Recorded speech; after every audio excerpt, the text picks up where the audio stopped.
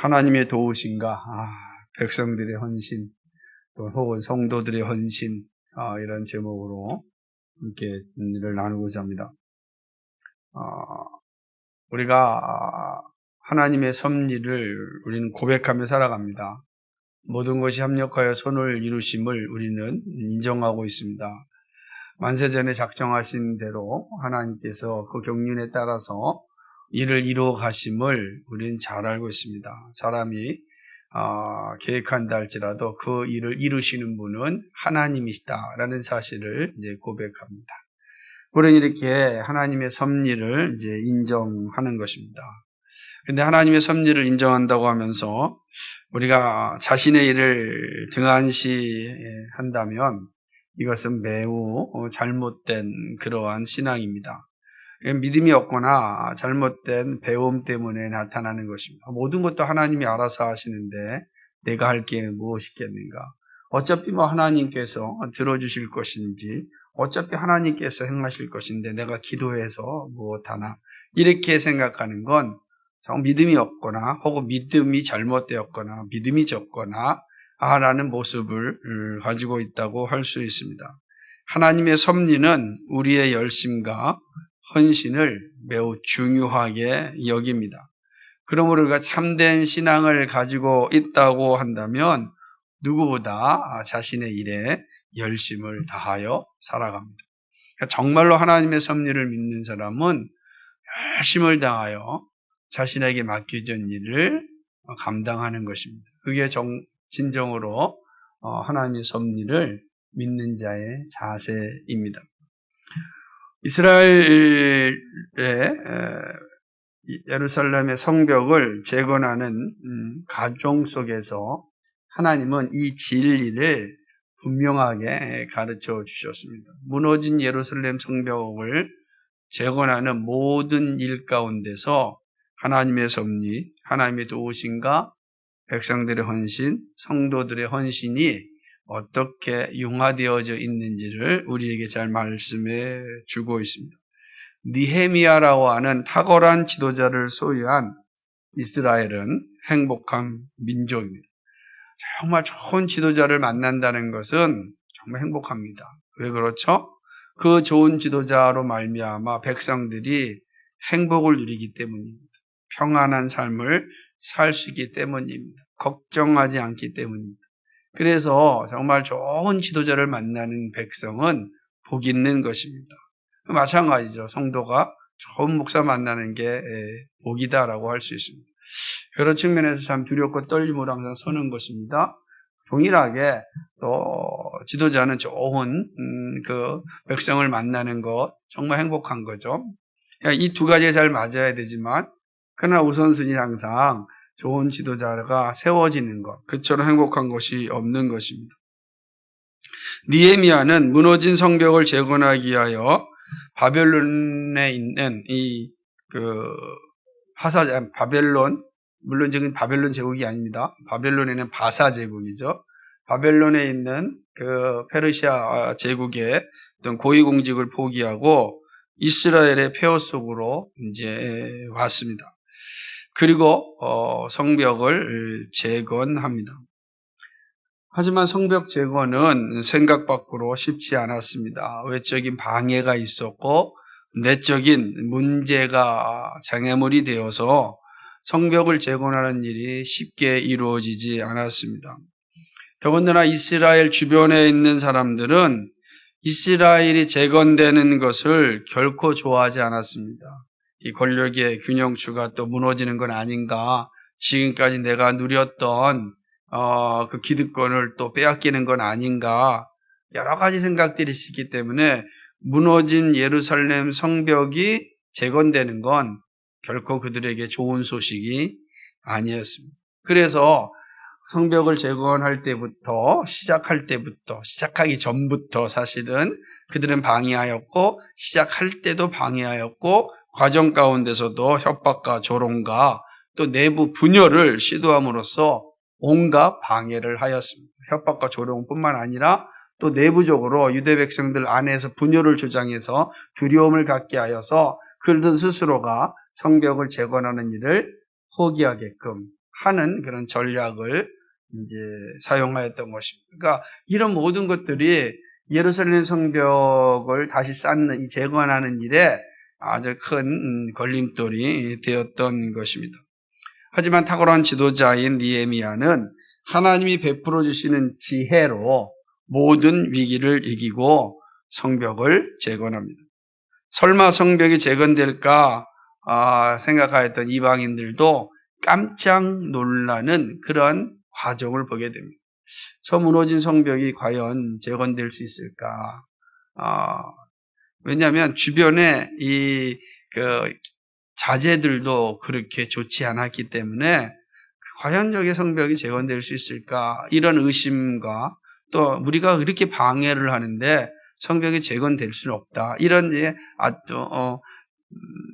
당연한 어떤 생각을 가지고 있었던 이들에게 있어서 느헤미야와 함께 예루살렘 성벽이 하나씩 하나씩 쌓아져 가는 모습은 큰 충격이었던 것입니다.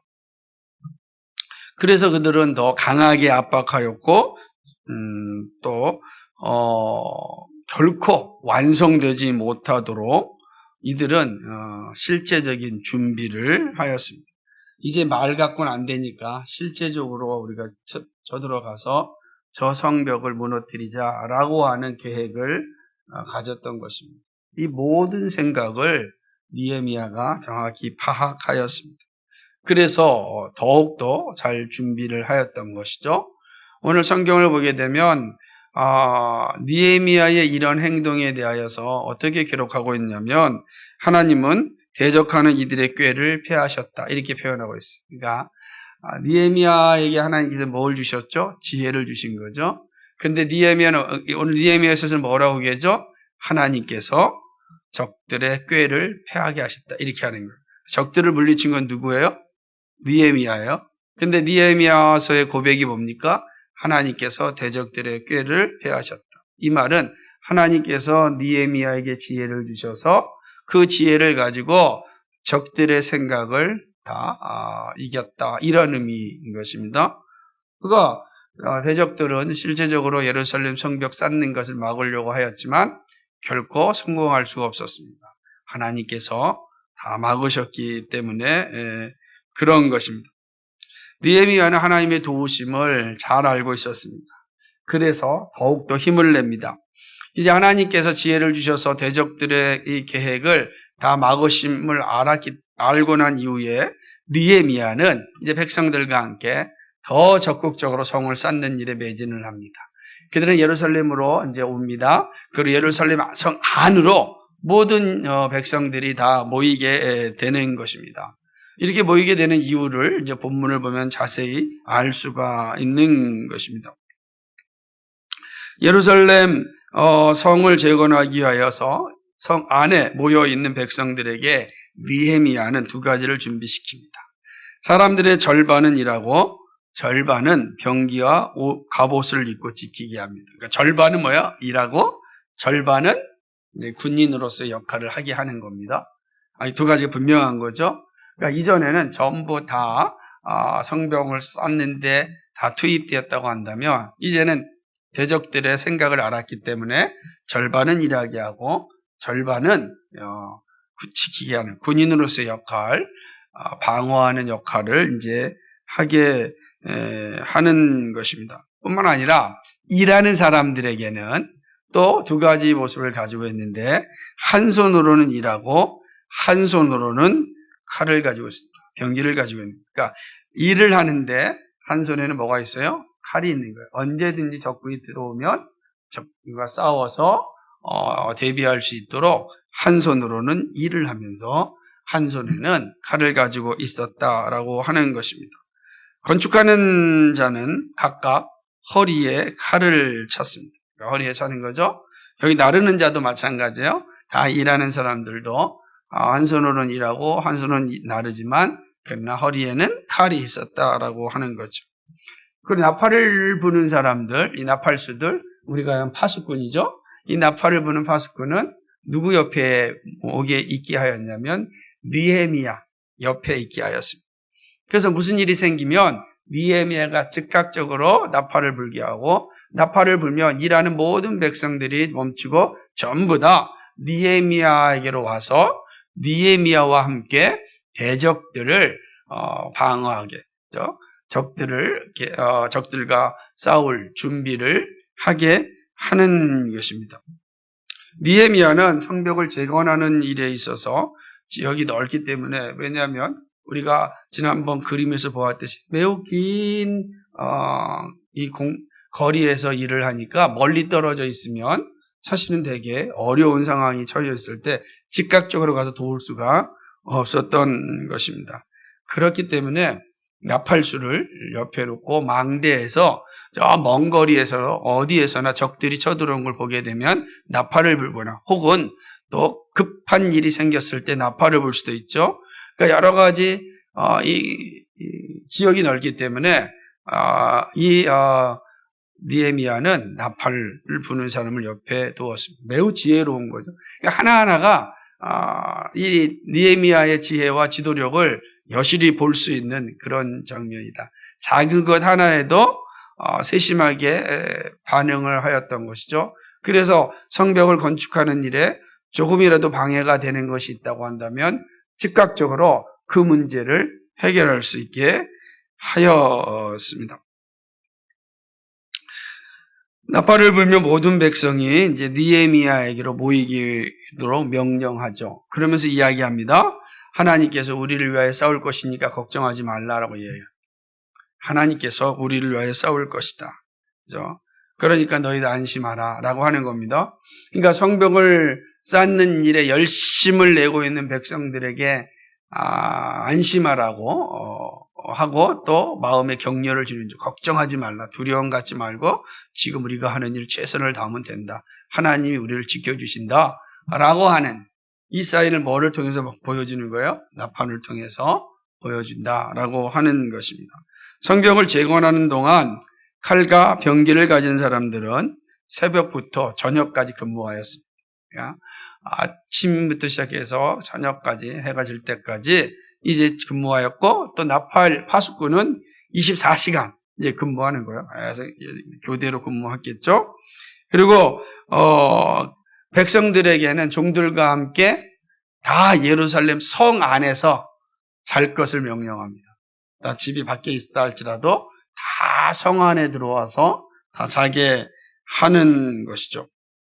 그리고 잠잘 동안은 파수꾼이 지켜줍니다. 이렇게 교대로 경비병을 세웠으니까 이들이 잠잘 동안에 이제 파수꾼이 지켜주고, 동리 터서 저녁 때까지는 군인들이 지켜주고, 일하는 사람들은 마음껏 일할 수 있도록 행하는 것을 이제 보여주는 것입니다. 느헤미야는 모든 백성들에게 옷을 벗지 않도록 합니다. 그죠? 이만큼 이제 비상근무를 하는 거예요. 군대에 가게 되면 정말 비상이 일어나면 다 옷 갈아입을 시간이 없어요. 계속 전방에서는요, 참호 속에서 계속해서 이제 옷을 갈아입지 않고 근무하는 그러한 이제 상황이 주어지는 거죠. 지금 상황이 전시 상황이다, 이런 상황을 보여줘요. 지금 전시 상황. 그러니까 전시 상황 가운데 성벽을 재건하는 그런 모습을 이제 볼 수가 있는 것입니다. 물을 기르러 갈 때도 혼자 가지 않고 두 사람이 같이 가게 합니다. 혹시라도 모를 적의 침입에 대비하여서 병기를 든 두 사람이 같이 가서 이제 물을 떠오게 되는 것입니다. 어떠한 순간에도 적들에게 틈을 주지 않기 위하여 아주 철저하게 준비하죠. 그러니까 느헤미야가 성벽을 재건하기 위해서 얼마나 치밀하게 준비하고 있는지를 보여주는 겁니다. 그래서 이제 많은 설교자들이나 많은 분들이 느헤미야를 이제 설교하거나 또 이야기할 때 느헤미야의 지도력, 느헤미야의 리더십에 되게 많이 이제 집중합니다. 사실 이게 읽고 보게 되면 정말 느헤미야는 철저하구나. 성벽안을 짓기 위해서 처음부터 얼마나 치밀했는지 몰라요. 뿐만 아니라 과정 가운데서도 얼마나 치밀하게 지혜롭게 진행하고 있는지 모릅니다. 그 성벽이 완성되는 그 일을 위하여 아주 온전히 집중하고 다른 일이 생기지 않도록 철저하게 이게 막으면서 일을 진행하는 모습을 볼 수가 있습니다. 근데 느헤미야가 이렇게 하지 않았다고 한다면 성벽은 결코 세워지지 못했을 겁니다. 그러니까 느헤미야의 철저한 지도력 덕분에 무너진 성벽, 누구도 저 성벽은 세워질 수 없을 것이다 생각하였던 완전히 박살난 예루살렘 성벽이 세워지는 것입니다. 느헤미야는 성벽을 재건하는 것이 하나님의 뜻임을 잘 알고 있었습니다. 하나님이 반드시 지켜주심도 알았습니다. 그러기에 더욱 지혜를 발휘하여 성벽을 재건하는 일에 열심을 내었습니다. 아무리 많은 대적자들이 있고 방해꾼들이 있다 할지라도 성벽이 재건되는 것이 하나님의 뜻이라면 하나님이 지켜줄 것이고 반드시 성벽은 완성될 것이다. 이게 확실한 믿음입니다. 그러니까 이 믿음이 있기 때문에 지금 눈앞에 보이는 여러 가지 방해꾼들, 여러 가지 장애물들, 여러 가지 어려움들이 그를 막을 수가 없었어요. 그죠? 그를 절망시키게 할 수 있는 거리가 되지 못한 겁니다. 왜? 하나님의 뜻은 반드시 이루어지기 때문입니다. 이게 성벽이 재건되는 게 하나님의 뜻이기 때문에 느헤미야는 그 부분에 있어서 분명하게 확신을 가지고 일을 하였던 것입니다. 하나님의 일하심 앞에 결코 게으르지 않았습니다. 오히려 더 힘을 다하여 헌신하였습니다. 각자의 영역에서 자신의 일에 헌신함으로 성벽은 차츰차츰 세워지게 되었고 우리 마침내 보겠지만 완성되어지는 것을 보게 됩니다. 한 사람의 지혜로운 지도자와 백성들의 아낌없는 헌신과 순종이 놀라운 역사를 만들어내는 것입니다. 느헤미야 혼자 성벽을 지을 수는 없죠. 그죠? 백성들만으로 성벽이 지어지지 않습니다. 지도자가 없이 성벽 지어질 수 없죠. 백성과 지도자가 있다 할지 성벽 지어지는 게 아닙니다. 하나님이 지켜주셔야 성벽은 지어집니다. 그러니까 이 모든 모습들이 예루살렘 성벽 재건의 모습에서 다 보여주고 있는 것입니다. 느헤미야를 통하여 주어진 예루살렘 성벽 재건의 과정은 영적인 삶을 살아가는 우리들에게도 의미 있는 교훈을 줍니다. 우리는 무너진 성벽을 짓고 있지 않습니다. 그렇죠. 근데 우리는 또 성벽을 지금 짓고 있습니다. 어떤 거죠? 하나님 나라를 건설하고 있는 겁니다. 그래서 예루살렘 성벽의 재건은 하나님 나라를 건설하는 우리에게도 동일한 교훈을 주고 있고 또 동일한 과정을 겪어야 함을 보여줍니다. 하나님 나라를 건설하기 위해서는 우리는 어떻게 해야 건설할 수 있을까? 이 사실 느헤미야의 예루살렘 성벽 건설의 과정을 통하여서 우리가 배울 수가 있습니다. 그러기에 더욱더 느헤미야의 성벽 재건의 과정은 우리에게 매우 중요합니다. 자, 느헤미야의 성벽 재건을 통하여 말씀하시는 영적 교훈을 함께 나눠보고자 합니다. 첫 번째는 하나님 나라는 하나님께서 사람을 통하여 세워가신다는 사실을 다시금 우리에게 알려줍니다. 예루살렘 성벽을 재건하는 일은 하나님의 뜻이었습니다. 전능하신 하나님께서 성벽을 재건하는 일은 간단합니다. 그렇죠. 천지를 창조하신 하나님께서 그 무너진 조그만 성벽 재건하는 게 무엇이 어렵겠습니까? 근데 하나님께서 말씀으로 이 세계를 창조하듯이 예루살렘 성벽을 말씀으로 재건하지 않았습니다. 왜 그렇죠? 하나님의 뜻은 거기에 있지 않아요. 하나님의 뜻은 자신의 형상을 입은 사람에게 통치권을 위임하셨기 때문에 그렇습니다. 이미 천지를 창조하신 후에 하나님은 사람에게 자신의 통치권을 위임하셨어요. 그리고 위임받은 사람을 통하여서 하나님의 나라를 세워가기를 하나님은 작정하셨고 기뻐하셨습니다. 하나님의 세상을 창조하시고 창조하신 세상을 만들어가는 일에 자기 자녀를 통하여 일하십니다. 우리는 그것을 창조경륜이라 이렇게 배웠습니다. 창조경륜이 이루어지는 것이죠. 예루살렘 성벽 역시 같은 경륜이 작동되었습니다. 하나님은 모든 것을 할 수 있습니다. 그러나 사람을 통하여 그 일을 하십니다. 기억하셔야 돼요. 예루살렘 성벽 재건을 반대하는 세력들의 꾀를 패하셨지만 성을 지키고 쌓는 것은 이스라엘 백성들의 몫이었습니다. 예, 그죠? 이거 하나하나를 잘 기억하셔야 됩니다. 느헤미야는 이런 하나님의 뜻을 잘 알았습니다. 그러므로 하나님이 주신 지혜를 사용하여 놀라운 지도력을 발휘합니다. 백성들이 가지고 있는 재능을 사용하여 적재적소에 배치하였습니다. 일하는 사람과 군인들을 구별하였습니다. 그리고 건축하는 사람과 짐을 나르는 사람들을 배치하였습니다. 그리고 나팔 부는 사람들을 따로 준비시켰습니다. 그러니까 모두가 건축가가 아니고 모두가 짐을 나르는 사람이 아니잖아요. 짐을 나르는 사람과 건축가를 잘 나눈 거요. 지혜로운 사람, 은사가 있는 사람은 건축하는 일에 쓰임받게 됩니다. 그렇죠? 또 건강하고 또 힘이 있는 사람들은 또 짐을 나르는 일에 쓰임받게 됩니다. 하나님 두 사람이 다 똑같다는 거예요. 짐을 나르는 사람은 별 볼 일 없고 건축하는 사람이 대단한 건 타락한 인간들이 가지고 있는 생각이에요. 근데 하나님에게는 똑같아요. 성벽을 짓는 데는 짐을 나르는 사람과 건축하는 사람이 똑같아요. 둘 다 나누는 거예요. 똑같이 나누는 거예요. 그래서 둘을 통하여 하나님 나라가 세워지는 거죠. 여러분 이 원리를 우리는 항상 기억해야 됩니다. 그래서 우리는 하나님 나라에서는 결코 차별이 없는 거예요. 결코 없어요. 나는 대학을 졸업했으니까 대단한 능력을 가지니까 나는 이 일을 할래? 이거는 하나님 나라에 존재하지 않습니다. 그런 생각을 가진 사람은 아직 믿음이 적은 사람이에요. 어쩌면 하나님의 은혜를 경험하지 못한 사람입니다.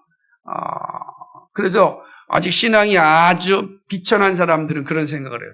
내가 세상에서 이런 권세를 가졌고 능력을 가졌고 또 많은 지식을 얻었으니 나는 교회에서도 이런 것을 하겠다. 이런 사람들, 이건 아직 하나님의 은혜가 뭔지 모르는 사람이에요. 그리스도의 십자가의 사랑이 무엇인지 모르는 사람들입니다. 모르면 그 짓을 해요. 알면 그럴 수가 없는 겁니다. 왜 그렇죠? 내가 죄인인 걸 알거든요. 별 볼륨 존재인 걸 알거든요. 처참한 인간인 걸 알거든요. 근데 하나님의 은혜가 나를 사용하셔서 나를 이렇게 인도해 주신 것을 알거든요. 그런데 어떻게 내가 나를 드러낼 수 있겠습니까? 불가능합니다. 오늘 하나님 나라에 그런 거예요. 건축하는 자와 짐을 나르는 자가 다 있습니다. 그럼 나팔을 부는 자가 다 있는 거예요. 다 하나님 주신 은혜의 재능에 따라서 그 자를 지킵니다. 느헤미야의 위대함은 여기에 있는 거예요. 적재적소에 그 사람들을 잘 세워놓고 또 성벽을 재건해 가는 것입니다. 하나님의 일하시면은 이렇게 적절한 재능을 가진 사람들을 통해 나타내십니다. 여러분 예수님께서 이 땅에 오셔서 하신 일 가운데 아주 의미 있는 일 하나가 있습니다. 그건 바로 제자를 삼는 일이었습니다. 전능자가 사람이 되었고 사람으로서 제자를 만들었습니다.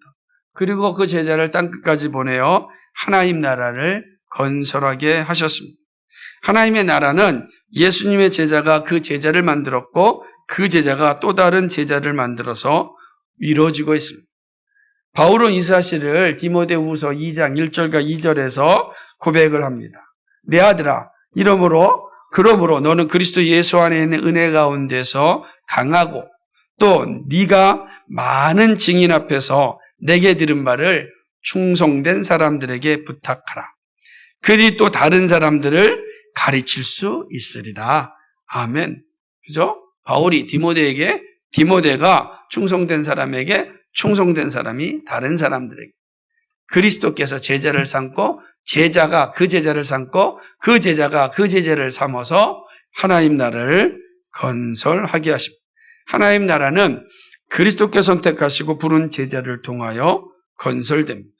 그런 의미에서 오늘 우리들은 하나님 나라를 세우는 제자로 부름받았음을 잊지 말아야 됩니다. 하나님 우리를 통해서 하나님 나라를 건설하십니다. 그래서 차근차근 건설하시죠. 하나님 반드시 사람을 통해서 그의 나라를 건설하는데 그 일에 오늘 우리가 부름받았습니다.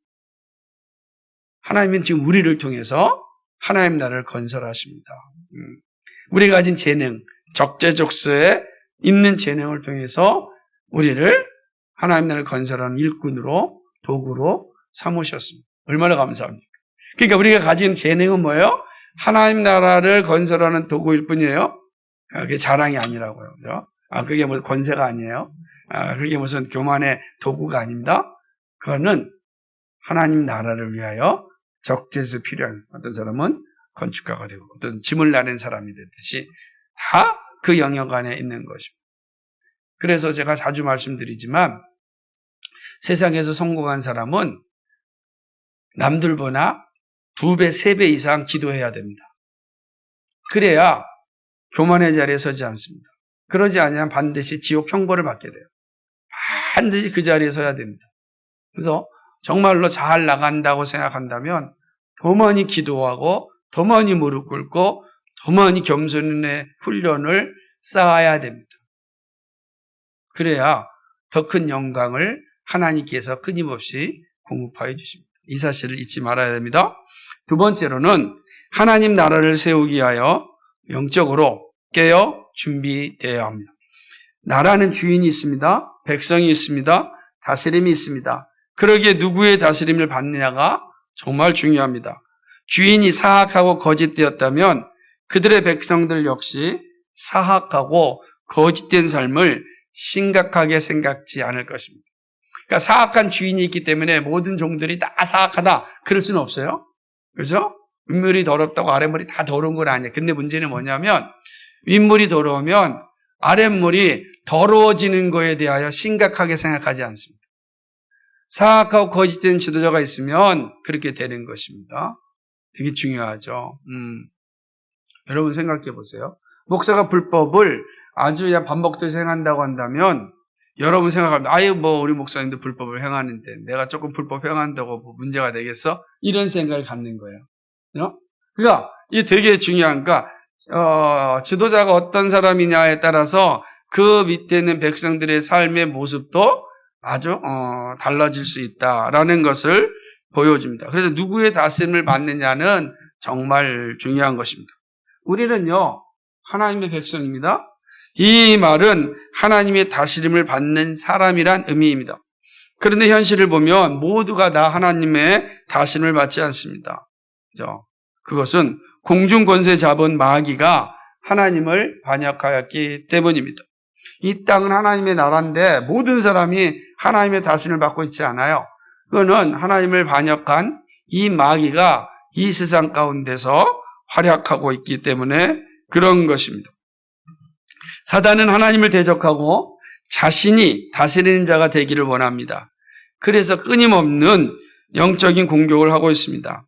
하나님 나라가 세워지는 것을 방해하고 무너뜨리고 온 힘을 다하여 공작을 하고 있습니다. 예수님의 공생의 시작에서부터 계속해서 사단은 시험하였습니다. 그리스도인을 향한 유혹은 반복되었습니다. 그렇기 때문에 예수님께서 말씀하시기를 너희는 지금 잘 때가 아니라 자다가 깰 때라 그랬어요. 지금 잔다면 영원히 깨어나지 못할 거예요. 왜요? 이 사단의 유혹과 미혹에 사로잡혀서 그것이 천국인 줄 알고 살다가 영원한 지옥 속에서 깨어나기 때문입니다. 끔찍하지 않습니까? 그래 예수님이 말씀하십니다. 자다가 깰 때가 돼요. 깨어나야 됩니다. 깨어 있어야만 된다라고 하는 것이죠. 바울이 한 말은 매우 중요합니다. 너희는 이 세대를 본받지 말고 오직 마음을 새롭게 함으로 변화를 받아 하나님의 선하시고 기뻐하시고 온전하신 뜻이 무엇인지 분별하도록 하라. 말씀하였습니다. 이 세대를 본받지 말라고 말씀합니다. 이 세대를 본받지 말려면 정신을 차리고 깨어 있어야 합니다. 정신을 차리고 깨어 있지 않으면 이 세대를 본받게 됩니다. 이 세대에 빨려 들어가게 됩니다. 왜 그렇죠? 이 세대는 광명의 천사와 같이 달콤하거든요. 너무너무 아름답게 보이거든요. 너무너무 재밌게 보이거든요. 즐겁게 보이죠. 얼마나 행복하게 보입니까? 이 세상이 주는 것은 이루 말할 수가 없는 것입니다. 견물생심이라 그렇잖아요. 그죠? 보게 되면 막 이제 갖고 싶은 마음이 다 생기는 거예요. 이게 얼마나 무서운 건지 몰라요. 타락한 우리의 본성 가운데는 이 세상 유혹을 이길 수 있는 힘이 없어요. 이 세상 유혹을 이길 수 있는 능력도 없어요. 우리는 아무것도 없어요. 우리의 힘으로는 이 세상과의 싸움에서 백전백패예요. 이겨낼 능력이 없다고요. 자신하는 사람은 이미 지고 있는 사람입니다. 저는 이길 수 있어요. 그 사람이 이미 지고 있는 사람이에요. 이길 수가 없어요. 우리는요, 우리의 능력으로 사단을 이길 수 있는 힘이 없어요. 불가능합니다. 하나님을 대적하는 사람인데 우리는 별 볼 일 없죠. 그럼 다 넘어갑니다. 이게 우리의 현실인 것입니다. 우는 사자와 같은 사단이 호시탐탐 우리를 노리고 있음을 기억해야 됩니다. 미혹의 영이 광명의 천사와 같이 변장하여 우리를 유혹합니다. 정신을 차리지 아니하면 안 되는 것이죠. 느헤미야가 옆에 파수꾼을 두었습니다. 그리고 밤새 지켰던 것은 대적들에게서 구하기 위함입니다. 저는 이 말씀이 오늘 우리에게 정확히 필요한 것이죠. 오늘 느헤미야의 자세는 더욱 필요한 시대가 되었습니다. 그래서 에스겔 선지자도 파수꾼의 중요성을 그렇게 강조하는 것입니다. 일을 하면서도 칼을 가지고 있으라고 또 이야기합니다. 자, 이 장면 재밌지 않습니까? 한 손에는 일을 하지만 한 손에는 검을 가지고 있으라 이렇게 이야기합니다. 검, 칼, 그럼 뭐가 생각납니까? 에베소서 6장에 보면은 우리가 영적 싸움을 위해서 갑옷을 다 입어야 된다 그랬어요. 근데 그것 가운데 하나가 공격형 무기가 있는데 그게 성령의 검이에요. 공격형이 성령의 검이라 방패가 아니에요? 성령의 검이에요. 이 참 의미 있는 거죠. 근데 성령의 검이 뭐죠? 말씀이랍니다. 성령의 검, 말씀이라 이렇게 이야기하고 있는 것입니다. 영적 갑옷은 단단히 입고 삶의 현장으로 나가라는 것입니다. 그런즉 서서 진리로 너희 허리띠를 띠고 의에 호신경을 붙이고 평안한 복음을 준비한 것으로 신을 신고 모든 것 위에 믿음의 방패를 가지고 이로써 능히 악한 자의 모든 불화살을 소멸하고 구원의 투구와 성령의 검, 곧 하나님의 말씀을 가지라. 에베소 6장 14절 17절입니다. 세상은 일하는 곳인 동시에 싸우는 전쟁터입니다. 그러므로 이 땅의 교회는 전투하는 교회이고 전투하는 성도입니다. 이 전투는 사랑으로 진리를 행합니다. 이것이 우리에게 너무나 필요합니다. 이를 통하여 하나님 나라는 세워집니다. 이 말은 뒤에 다시 한번 살펴볼 겁니다. 여러분, 우리가 현장에 나갑니다. 근데 그냥 나가는 게 아니에요. 말씀을 가지고 나간다는 걸 기억하셔야 됩니다. 세 번째는 하나님 나라는 헌신하는 지도자를 중심으로 헌신하는 성도로 세워집니다. 그래서 헌신하는 지도자와 헌신하는 성도로 하나님 나라가 세워지는 겁니다. 하나님 나라는 저절로 세워지지 않습니다. 그렇게 세워지도록 허락받지도 않았습니다. 하나님 나라는 사람을 통하여 세워집니다. 변함없는 진리입니다. 그런데 여기서 사람은 공동체를 의미합니다. 사회를 형성하고 국가를 만들어서 하나님 나라를 세워갑니다. 하나님 나라는 믿음의 공동체입니다. 하나님의 다심을 받는 이들의 공동체입니다. 그래서 하나님 나라의 실체는 교회라고 할 수 있습니다. 교회는 하나님의 다심을 받는 이들의 모임입니다. 그렇다고 교회가 하나님 나라 전부가 아닙니다. 교회는 하나님 나라의 실체를 보여줍니다. 하나님 나라는 하나님의 통치를 받는 모든 것입니다. 하나님 나라는 공동체이기에 지도자와 따르는 성도들로 이루어집니다. 그런데 단순한 지도자가 아닙니다. 하나님 앞에 헌신하는 지도자와 헌신하는 성도입니다. 여기 하나님 나라가 세워지는 것입니다. 느헤미야와 이스라엘 백성들의 모습에서 우리 이 사실을 아주 잘 볼 수 있습니다. 하나님 앞에서 헌신하는 지도자와 헌신하는 백성을 통하여 예루살렘 성벽은 세워졌습니다. 하나가 되었잖아요. 하나가 되었어요. 보면은 나팔을 불면 온 성도들이 한꺼번에 모였습니다. 모든 성도들이 다 예루살렘 성 안에 잤습니다. 잘 때 파수꾼이 지켜줍니다. 일할 때 군인이 지켜주고 또 자신도 준비하며 일합니다. 정말 이 모습을 보면 이게 하나님의 나라구나 라는 사실을 보게 되는 것입니다. 다른 원리로 다른 방법으로 세워지지 않습니다. 하나님 앞에서 헌신한 지도자와 헌신한 성도를 통하여 하나님의 영광이 나타납니다. 한쪽의 헌신으로 교회가 세워지지 않고 나라가 세워지지 않습니다. 서로의 헌신으로 교회가 세워지고 나라가 세워집니다. 그래서 예수님이 말씀하시기를 나를 따라오려거든 자기를 부인하고 자기 십자가를 지고 따라오라 그랬습니다. 참된 지도자인 예수님께서 나를 따라오거든 자기 십자가를 지고 따라오라 그랬습니다. 이렇게 말할 수 있었던 근거가 어디 있습니까? 예수님께서 십자가를 지셨기 때문에. 참된 지도자인 예수님께서 십자가에 헌신하셨습니다. 그로 이야기합니다. 너희가 나를 따라올 때는 자기 십자가를 지고 따라와라. 십자가를 지고 가신 주님께서 십자가를 지고 오라고 말씀하십니다. 십자가를 지지 않는 지도자가 십자가를 지라고 성도에게 말할 수 없습니다. 그래서 이 말씀이 정말로 무겁고 무서운 말씀이지만 하나님의 은혜가 충만한 사람이라면 이 말씀을 기꺼이 아멘으로 화답할 수밖에 없습니다. 이 은혜를 알 때까지 사실은 충만함이란 단어를 온전히 이해할 수 없습니다. 그런 의미에서 충만한 은혜가 여러분 가운데 있기를 간절히 소망합니다. 말씀을 맺겠습니다. 우리 오늘 느헤미야를 통해서 세 가지 사실을 잘 기억할 수 있길 바랍니다. 예루살렘 성벽이 재건되는 과정은 영적으로 하나님 나라가 건설되는 과정을 보여준다고 할 수 있습니다. 하나님 나라의 건설 역시 사람을 통하여 이루어집니다. 온갖 방해가 있습니다. 그러나 하나님 앞에 헌신된 지도자와 헌신된 성도로 말미암아 반드시 세워집니다. 이러한 말씀 앞에 나는 어떠한지 자문하는 일은 중요합니다. 나 자신을 살펴보는 일은 하나님 나라를 세우는 일이 되기 때문입니다. 영적으로 잠자는 자가 아니라 깨어 있는지 살펴야 하는 겁니다. 나는 영적으로 지금 잠자고 있는지, 아니 영적으로 깨어 있는지 잘 살펴야 됩니다. 그렇죠? 나는 삶의 현장에서 말씀을 가지고 가는지 돌아보아야 합니다. 한 손으로 일을 하지만 한 손에 성령의 검, 말씀이 있어야 합니다.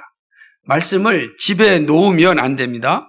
주머니에 집어넣어도 안 됩니다. 항상 손에 가지고 있어야 됩니다. 여러분이 직장을 갈 때 말씀은 집에 놓고 가면 안 된다는 거예요. 직장에서 생활하면서 말씀을 주머니에 넣고 생활해서는 안 된다는 거예요. 항상 말씀이 여러분 손에 있어야 됩니다. 일할 때 여러분 손에 항상 성령의 검, 말씀이 있어야 되는 겁니다. 그 말씀은 놔두는 게 아닙니다.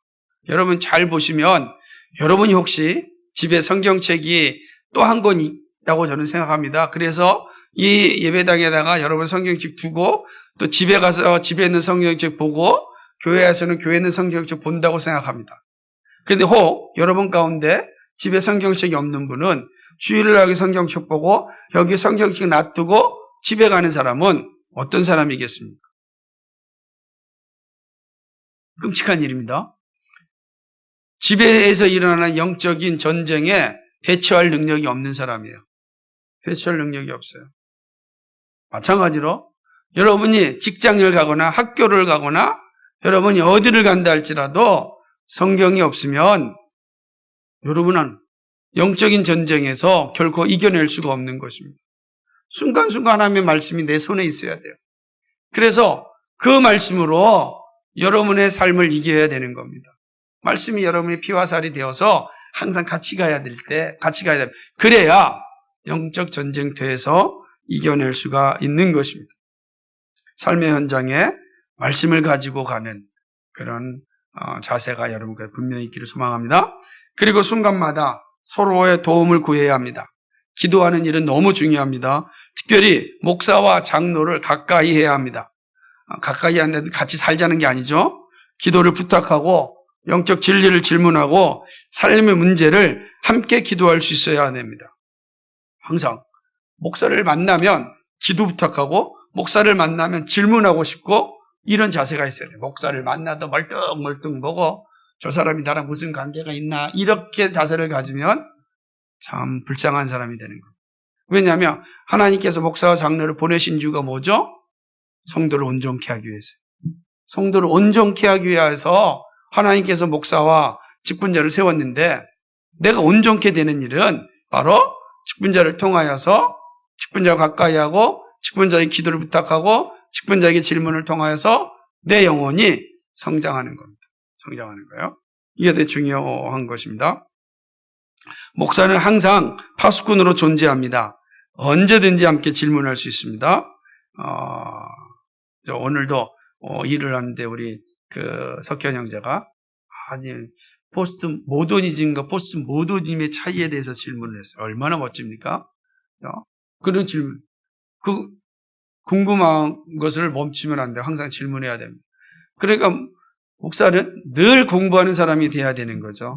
그러지 않으면 이제 질문에 대한 답을 이제 주지 않기 시작하면 이제 성도들이 목사를 보면서 느끼는 거죠. 아이고, 우리 목사는 공부하지 않는데 괜히 물어봤다가 스트레스만 주면 안 돼. 이렇게 갖는 거예요. 그 목사에게 스트레스 주면 안 된다 그래서 질문하지 않습니다. 질문하지 않으면 목사도 망하고 성도도 온전케 되는 일이 없는 거예요. 그러니까 목사는 이 직분을 그만둘 때까지 끊임없이 공부하는 거예요. 여러 영역에서 전문가가 될 수는 없겠지만 최선을 다해서 공부하고 또 전문가를 소개시켜 줄 수 있는 그런 훈련을 열심히 해야 돼요. 성도는 끊임없이 목사의 기도를 요청하고 그리고 질문하고 내가 온전케 되는 일에 있어서 도움을 항상 구해야 합니다. 그래야 영적인 전쟁터에서 넘어지지 않고 쓰러지지 않고 그죠? 이겨낼 수가 있는 것입니다. 그리고 영적 지도자의 요청에 적극적으로 순종해야 합니다. 나팔을 불 때 즉각적으로 모여야 합니다. 무슨 의미일까요? 말씀의 나팔을 잘 들어야 한다는 것입니다. 그래야 죽음에 이르지 않습니다. 목사가 말씀을 설교를 정확히 할 때 잘 들어야 돼요. 적극적으로 들어야 돼요. 그러지 않고 멀뚱멀뚱 있으면 죽음에 이릅니다. 사단이 우는 사자같이 쳐들어오고 있는데 멀뚱멀뚱하게 듣고 있으면 반드시 잡혀먹습니다. 그리고 나중에서 이렇게 합니다. 우리 목사님이 설교를 하지 않았어요. 알려주지 않았어요. 변명이 되지 않습니다. 하나님 나라에 다 기록될 겁니다. 그러므로 말씀이 증거될 때 들어야 돼요. 그렇기 때문에 목사는 창세기부터 요한계시록까지 이 전체 성경을 잘 강의하고 또 복음을 증거해야 되는 겁니다. 성경을 강의한다는 것이 복음을 전하는 것이 아닙니다. 성경을 잘 강의하되 거기서 그리스도가 잘 드러낼 수 있도록 하는 것이 복음을 증거하는 것입니다. 그러므로 오늘 이 느헤미야의 모습을 보면 누구의 모습이 떠오릅니까? 그리스도의 모습이 떠오를 수 있죠. 그죠? 그리스도는 우리를 위하여 이렇게 준비하시는 분입니다. 처음부터 끝까지 우리의 모든 것을 아시고 예비하시고 준비하시고 적재적소에 보내시고 그리고 우리를 지키시고 인도해 주시는 분입니다. 그리하여 함께 하나님 나라를 세워갑니다. 그 그리스도께서 지도자를 보내시는 거죠. 이 땅에 오셔서 이 제자를 삼으셨고 제자를 보내셨고 제자를 통하여 그의 나라를 완성하게 하시는 것입니다. 여러분 사랑하는 성도 여러분, 항상 이 사실을 기억하고 있어야 합니다. 하나님께서 우리를 늘 지켜주시지만 우리의 헌신이 여전히 중요하다는 이 사실을 기억해야 됩니다. 왜? 우리는 제자이기 때문입니다. 그리스도께서 우리를 부르시고 우리에게 그리스도께서 모든 일을 위임하셨습니다. 내가 다시 올 때까지 이 나라를 건설하라. 사랑하는 여러분, 우리는 하나님 나라를 건설하는 일에 쓰임받는 사람들입니다. 이 온전히 쓰임받기를, 정말 온전히 쓰임받기를 주님의 이름으로 축복합니다. 거룩하시고 자비하신 아버지 하나님, 참 고맙고 감사를 드립니다. 하나님 아버지, 오늘 느헤미야의 어떤 모습을 통하여서 우리에게 가르쳐 주시는 놀라운 교훈을 얻습니다. 동시에 우리는 느헤미야의 모습을 통하여서 우리의 영원한 지도자이고 참된 지도자인 그리스도를 또 보게 됩니다. 참으로 사람 지도자인 느헤미야를 통하여서도 우리가 이렇게 안심을 갖고 평안을 누리고 행복을 갖게 되는데 참된 지도자여 영원한 지도자인 그리스도를 우리의 지도자를 삼고 살아간다면 우리에게 그 어떤 두려움이 존재할 수 있겠습니까? 하나님의 은혜가 충만하게 임할 뿐만 아니라 정말로 이 땅 가운데 하나님이 말씀하신 하나님의 나라를 건설하는 일에 온전히 쓰임받을 수 있을 것입니다. 하나님 아버지, 주께서는 사람을 통하여서 그의 나라와 의를 이루십니다. 그리스도께서 우리를 부르셨고 우리를 제자로 삼아주셨고 우리를 통하여 하나님 나라를 건설하라고 명령하셨습니다. 우리는 그리스도와 함께 이 명령을 수행함으로 하나님을 건설하는 자 되어야 합니다. 하나님, 이 일에 쓰임받을 수 있도록 인도하시고 은혜 베풀어 주옵소서. 우리 모두가, 우리 교회가 이 일에 쓰임받는 하나님의 자녀들 되게 하여 주옵소서. 감사하며 예수 그리스도의 받들어 기도하옵나이다. 아멘.